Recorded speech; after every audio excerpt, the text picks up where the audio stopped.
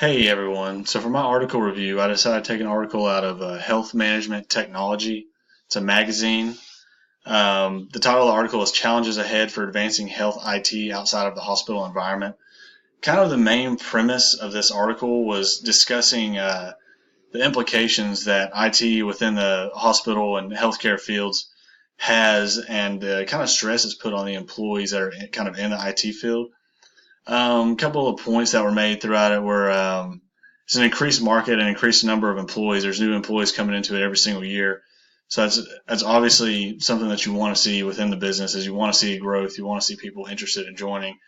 But IT budgets are increasing. IT size of the departments is increasing. But so much as the demand of the employees, which that is a big reason as to why they're having trouble really kind of advancing the size and the kind of the technology outside of the hospital field.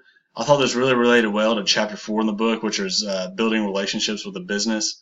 Throughout the article, it discussed kind of same kind of things we talked about in the Hertz case, a lack of communication and understanding from the hospital and from people from the outside of the hospital at that.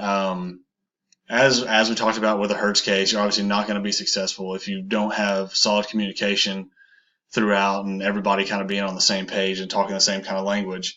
Through the article, one quote that I did find to be very interesting was that said one item that was holding them back was a significant disconnect exists between providers and then vendors and consultants on certain select clinical IT priorities.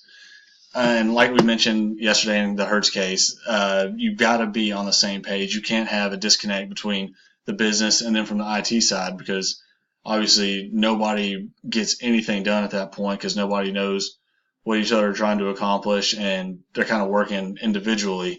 And obviously, as we've learned throughout the program and throughout the first couple weeks of this class, is everything has to run smoothly and everybody has to be willing to work together in order to meet the common goal. Another few things that I kind of found to be interesting.